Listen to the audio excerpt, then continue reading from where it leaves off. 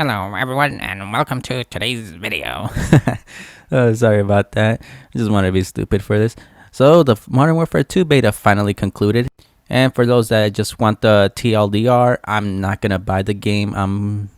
I'll go into more depth with this video since the beta's finally over, I can do a proper review. I was going to wait to see if there was a last minute patch thing from Infinity Ward, like them saying what changes they're going to make in the final game, but apparently all we got was Josek just erasing everything or purging his Twitter account, so whoop-de-doo. So yeah, before we go and you guys start calling me like I'm hating on the game and skill issue and all that, hold those comments because I'm gonna start with the positive stuff. The game, and this is the part that surprised me. Well, it ran really well, which with them having 3,000 people, that's to be expected. But it's the fact that I've seen other people complain that the game crashed on them. And to be honest, in the 2 weeks I've played the beta, the game never once crashed on me. So that was a surprising thing. At least we know that, despite the extra stuff I'm going to be complaining about later, despite all that, polished wise, this game is about as polished as a diamond as could be, So that's a good thing from Infinity Ward. They know how to make a proper game that won't crash, won't be buggy, glitchy, nothing like that. Smooth as butter. And albeit I did test out many of the guns and some of them handled really well. It just kind of sucked. I couldn't really experiment as much as I wanted to because, the meta was basically any gun that started with an M. So that kind of put us, anyone that wanted to use like a sniper rifle or something like that, you kind of had to be forced to camp, or you had to kind of be more cautious. But I adapted to it as best as I could. But maybe when the game comes out there might be more weapons. But again, I'm speaking for the people that are buying this game. Again, I'm not buying it, so As for the maps, I did play Invasion, but to be honest, it just felt like, I don't know, a big ground war map. People were just camping in buildings on rooftops, so maybe we just needed a better map that kind of caters more to ground level rather than running into a building and whatnot. But yeah, remember there's a hotel, the museum, this one right here that I keep forgetting the name for, and then I think Farm 18. Solid maps, to be honest. They did have that 3-lane, but I guess they had like this little design to it where at some point it could break off into a different part of the lane. So kind of funny going from a complaint to a criticism, but that's kind of where it kind of punishes you. The maps kind of have this open field feeling to them that almost gives you that feeling like, oh, I can run here, I can run there, I can flank from this route instead of taking this route. But that's where the complaint kind of kicks in, or my complaint at least, the sound part of it, where the game is so loud that even though the maps are kind of designed to have all these different routes and lanes to go from, you really can't even go to that extent. You'll get punished because of, again, the loud footsteps, which they did address, but they tweaked it to the point that I could still hear them.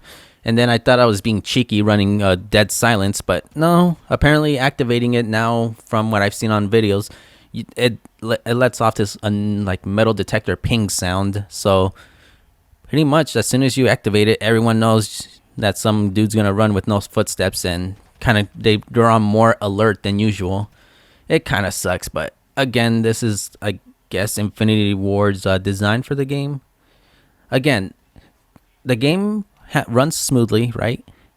Weapons run good as well. I got used to the gunsmith, so I don't know how people were complaining about it. That's one thing I did like, is the fact that if I wanted a part for one gun, I would have to use a different gun. And, it kind of led to me, instead of picking one gun and leveling it up all the way to level 50, I can just kind of experiment with this gun for this other gun. And it did kind of lead to some replayability if, my rushing part wasn't punished.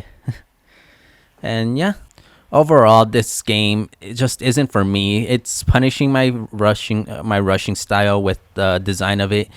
I know people will sometimes say, you need to adapt, which I have. But the thing is, with me adapting, it honestly, it made the game boring.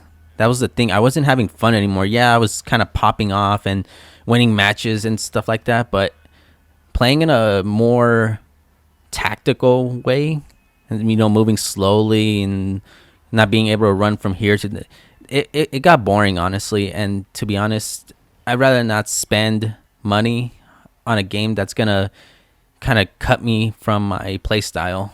It's the playstyle I've played, and it's the one that I've always known. Hell, what's it called? I'm sure there's other videos that I already talked about. I think Exclusive Ace said how they want to do like a trade-off system where they have like a ninja perk, but you give up this perk for this other perk. He has a lot of good ideas, which, to be honest, if they were implemented, it might make me think, ooh, maybe I should try this game. But knowing how Infinity Ward is doubling down on their decision, I just decided, oh well, I'll just kind of sit on the sidelines.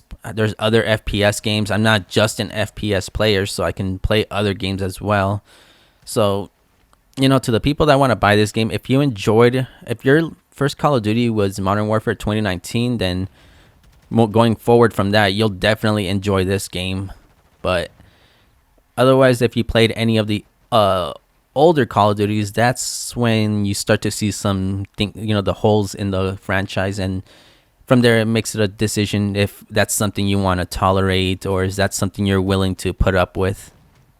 Again, the game itself for a beta runs really well. We had a decent amount of gun selection. There's probably more on release. The maps were good.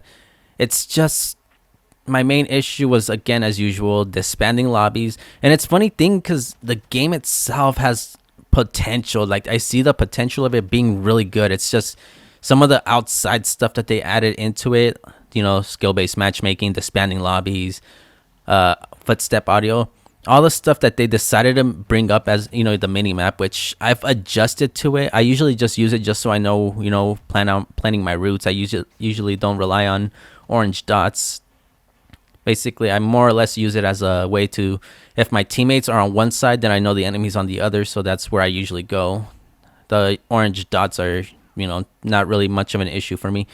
But yeah, it's more or less, that's what kind of killed not really killed, but this entry just isn't for me because it's originally just, like I said, it's just the stuff they decided to do, like change for the make of making change. They basically were fixing what wasn't broken, and in the process, they broke it. And yeah, again, good game and everything, but it's just not for me. And if I had to give it a rating, I'd probably give it, a 6 out of 10. It's a shame that's going to be our Call of Duty game for 2 years, but oh well, there's nothing we can do about it. And yeah, hope you enjoyed this little review video I made. And yeah, I'll be streaming on Twitch. I'll be sure to leave all my social media links in the description. If you liked the video, be sure to subscribe and like. If you didn't like it, I'm not going to be one of those YouTubers that are going to, criticize you for criticizing me. You can always tell me what you liked about this game and stuff like that. I'm more than willing to listen to other people's feedback because everybody's different, right? Anyways, hope you enjoyed the video, and I'll see you all later.